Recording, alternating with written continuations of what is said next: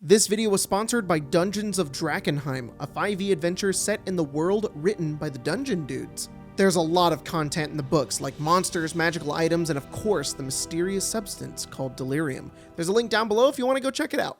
We come to the final chapter of the Lord of the Rings campaign, which happens over the course of 5 games. The games remain split for now, and the characters continue forward on their quests and missions. In every other D&D game, the players would be exploring, going to towns, fighting monsters, but this Lord of the Rings campaign is very plot-focused. Even stranger, the players are more into the plot-focused game over the DM. He keeps making places to explore, things to do, monsters to fight, but the players are dead set on defeating Sauron. They want to save Middle-earth from his potential tyranny. Is it their good morality and altruism that keeps them going? Or the fact that Sauron created the one item that nearly destroyed their D&D game, and this is just full-on revenge? Regardless, once Boromir, and now Gollum's player, decides to give a bunch of backstory to his character, not only has he been retroactively added into the Hobbit campaign, but now Gollum comes up with the fact that he was once Smeagol and was corrupted by the ring and killed his friend over it. And that's why he's the way he is now. And the DM's like, yeah, this is gonna go really well. I'm glad you wrote that. The next game with the Hobbits involves them traveling into Mordor and to the path of Cirith Ungol to stealth into Mordor and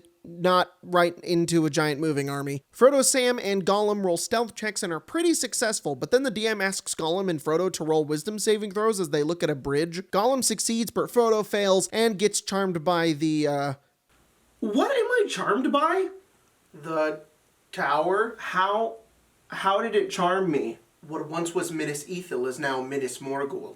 This place which once had radiance now casts a corpse-like light upon the walls of Ethel Duolf, and it beckons for that thing around your neck. So the bridge charmed me? No, it's more of like an area of effect coming from Minas Morgul, because it's so evil. Okay, it's the Nazgul's Lair effect.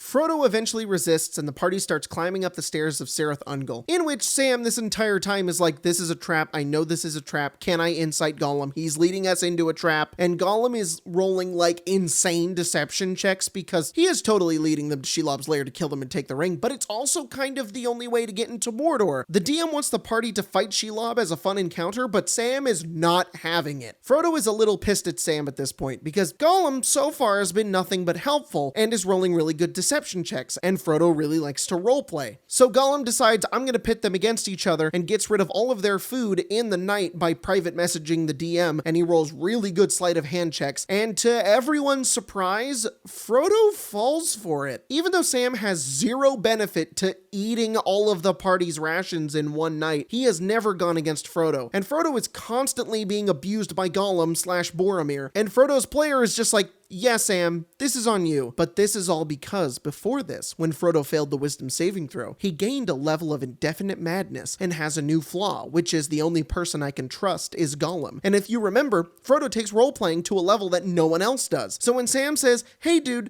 the ring is corrupting you, I don't have any levels of madness or exhaustion, so it wouldn't affect me as much, plus I have a really good wisdom score, and it would be, Sam, you sound like Gollum and Boromir. You should leave if it's already corrupting you. Sam, who is also into the roleplay, cries in front of his friends and Gollum and stays behind. He tells the DM, I'm gonna start heading back to the Shire. Frodo goes up the steps and into Cirith Ungol, and the DM kind of awkwardly calls the session there, wondering if everybody's still friends or not. With the other party, they ride up on Isengard. Gandalf just wants information. Theoden ain't about that and lobs the equivalent of, fight me, I just had a long rest. They roll initiative. Saruman tries to fireball Gandalf. Gandalf casts Counterspell and shatters his staff. Grima gets a sneak attack. Legolas rolls a natural 20 on Grima. The DM suspects Legolas of using weighted dice, and the encounter is over as Saruman didn't prepare Featherfall. The DM thinks, so they really need the Pelennor because it's important for later, so Saruman will fall, and Pippin will go pick it up. Gandalf takes it because he's never entrusting anything to Pippin ever again in his life, and they head back to Edoras for Downtime Great Hall Victory Party! Legolas and Gimli contest constitution checks, in which Legolas rolls a natural 20. The DM is like, yeah, cool party, but I need to increase the threat because Sauron's gonna start moving soon. Later, while they're long resting, the DM tells Gandalf that he wakes up to Pippin being consumed by the Palantir. Gandalf takes it, considers murdering encountering the Hobbit, but instead finds out that he saw visions of Minas Tirith. So Gandalf heads out to Minas Tirith to protect it from Sauron and possibly align the Rohirrim and the Gondorian armies so they can stand a fight against Sauron. And he takes Pippin with him for two reasons. One, Sauron probably thinks he has the ring, and two, he doesn't want Pippin with the rest of the party because if he was, they would probably die. So the DM spends an hour of in-game time with Gandalf asking all the stuff he does while everyone sits at the table bored out of their mind. Gandalf talks to Denethor, who's Boromir's father, and found out that he's dead because the DM just decided that would be a fun bit of drama, and that's basically made him crazy because the DM does not want Gandalf to have another army. Gandalf doesn't care and goes to light the beacons to hopefully have the Rohirrim show up. The DM says, well, you're gonna have to climb it because it's super high up and there's a bunch of guards, and Gandalf says, nah,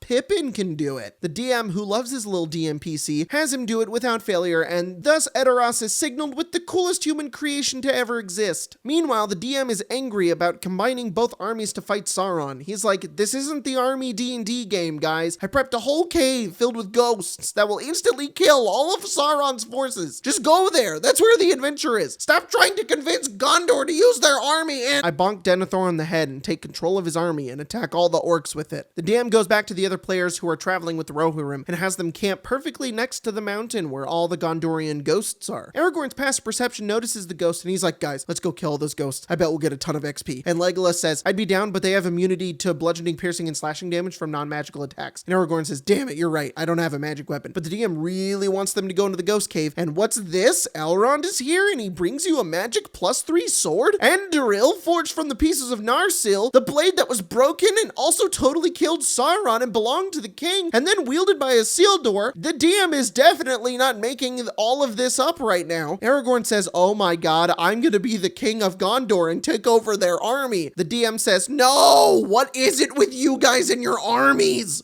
Aragorn says any D&D player knows that if you have action economy, you win. They take off into the ghost cave with their new weapons, travel through spooky tunnels, and fail every single check. Aragorn tries to persuade the ghosts that he'll give them their honor back if they fight, and he rolls a 1. They try to escape, and they all roll 2s. The DM just lets them escape because he didn't want them to TPK 2 skulls, which he totally thought they could beat, but they all rolled really bad. Aragorn says, no.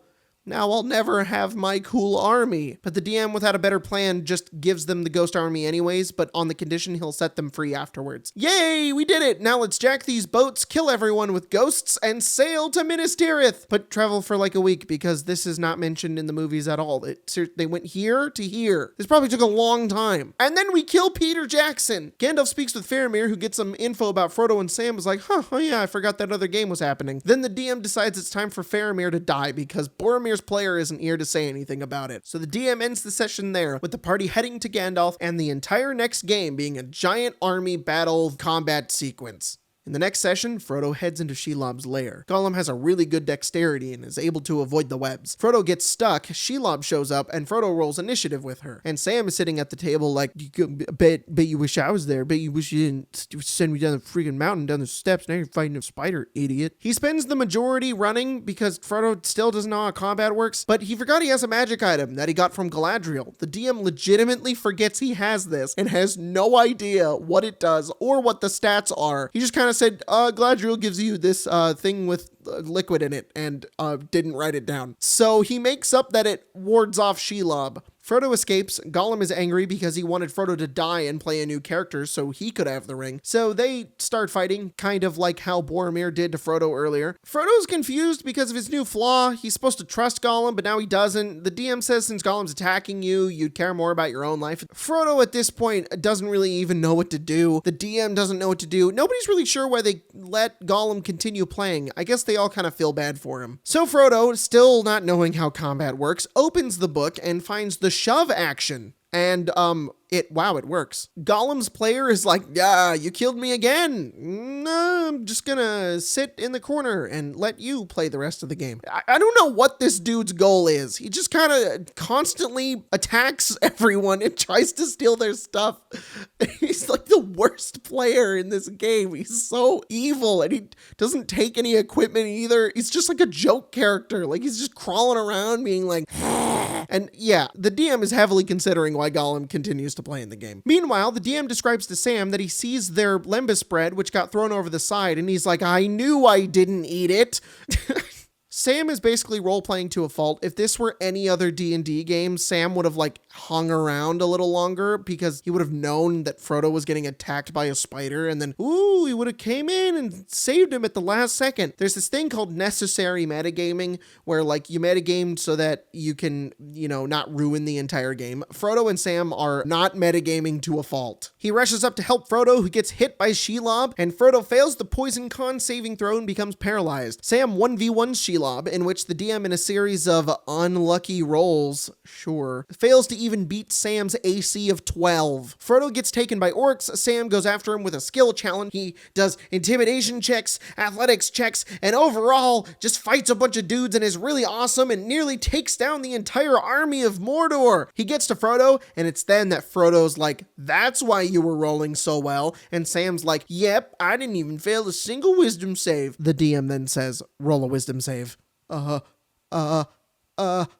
19. Okay, you hand it back to Frodo. The two head into Mordor. The session ends with the DM telling them all about the huge battle that the other party is about to do, and they're almost at the end of the campaign. The next game with the other party is pretty much entirely combat. Everybody shows up and they just immediately roll initiative. The DM has this little NPC scenario that he describes briefly of the Rohirrim. They charge Sauron's army with Merry and Éowyn. Pippin and Gandalf hold off Minas Tirith and save Faramir from being burned alive because the DM felt bad about killing Faramir. The DM tries to have these little moments with Pippin and Gandalf, and he's like, Gandalf, what's gonna happen when we die? And Gandalf's like, you die. That's what happened. You're gonna die. You're probably gonna die. I hope you die. Gandalf hates Pippin so much. Giant Oliphants show up. Freaking Witch King comes down to 1v1 Gandalf because the DM is like, look, he's gonna kill you. And Gandalf is like, bro, I'm out of spell slots. And the DM is like, oh, okay, he'll leave. He'll leave and go fight everybody else because I don't want you to die. That would suck. I thought you could handle him. Well, I can't. I'm out of spell slots. I thought you could. I thought you could fight him, and I thought it would be cool. No, have him go fight the other guys. That would be much better. Okay, I will. I'm sorry. Legolas, Aragorn, and Gimli show up with the Ghost Army, and they take down tons of dudes, tons of Oliphants. Legolas rolls like 20 natural 20s because his dice is probably rigged. Nobody knows why he has such good luck. They take down everyone with the Ghost Army. The DM describes that the Witch King and Theoden both died in the fight somewhere. I don't know. None of the characters were there. After the giant combat, the DM tells this party that Frodo and Sam are almost at Mount Doom. The players are like, oh, they should come to next game, and then we can all do it together. The DM is like, that would be awesome. So they do. The final game of The Lord of the Rings involves everyone at the table. Frodo, Sam, Aragorn, Gollum/Boromir's player shows up, even though they started a new group chat and purposefully left Gollum/Boromir's player out of it so that he wouldn't show up, but weirdly he still found out that the game was happening and he showed up and nobody told him to leave because they all felt really awkward about it. Gimli, Legolas, and Gandalf, and they all plan to take down Sauron. They're all strategizing at the table with each other about how long Frodo and Sam have to get up the mountain and what they can do to make sure that they don't die. Aragorn has a plan to use the Palantir to make a distraction for Sauron, and the DM's like, I knew it would be important.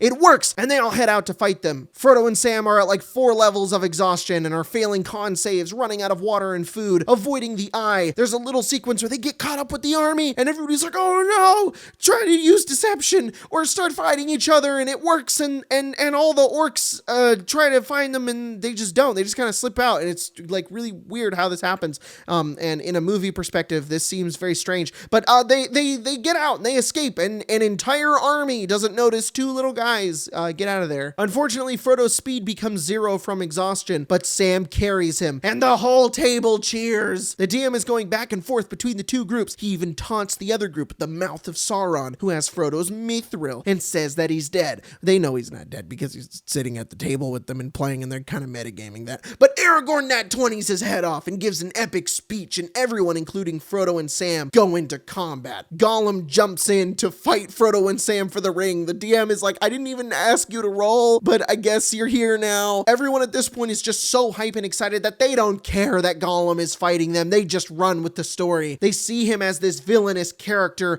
and weirdly, his player is like super into just like playing a bad guy. Like, they're all like, yeah, die, and he's like, yeah, kill kill me. Aragorn and crew use their giant combined armies to fight the rest of Sauron's armies like they've always wanted to, and everybody is having a good time. Then as Frodo and Sam get to Mount Doom, there's this one roll. The table goes silent.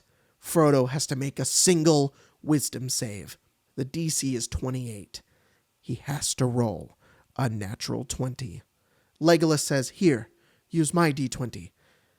But for the first time, Legolas's dice rolls a 1. Frodo is completely corrupted by the ring. The DM takes control of his character. Sam can't bring himself to kill his friend that he's been with this entire time. But one person is Gollum. He fights Frodo and he pushes him off the ledge. Everyone goes crazy as Gollum ended up being the true hero of the campaign. He even sacrifices himself to destroy the ring. Sam says, "Can I try to grab Frodo before he falls?" And the DM says, "Yes, but only if you roll above an 18 on a dexterity saving throw." And with Legolas's lucky dice, Sam rolls a natural 20 and the two escape. Gandalf flies his eagles over, picks them up, and everybody returns to Minas Tirith safely. The DM describes the epilogue of the campaign, where Aragorn becomes king, sings a little song, makes everybody at the table cry, and the hobbits head home, where Frodo goes into the west. He's really had enough. The whole adventure was so harrowing and awful that his player thinks he's seen enough. He ends the story of his character, and the entirety of the campaign wraps up. The players are super happy with the ending, and everyone looks back on the campaign, not for all the arguments, long combats, weird rulings, or Frodo never understanding how combat works. He literally never learned. He literally never learned how combat ever worked ever in D&D, but for the adventure that they shared together. The end. There's no snarky ending. It ends on a good note. No secret things happen afterwards. This is it. It ends good. All the players are really happy about it. Just, that's what happened. That's what happened. I'm done. That's it. Oh, hey, also, on September 7th, the Kickstarter for my book called The Questonomicon is going live. So if you want to get yourself a book full of one-shots that are for early level with modular villains and customizable adventures, go check out the other link in the description as well.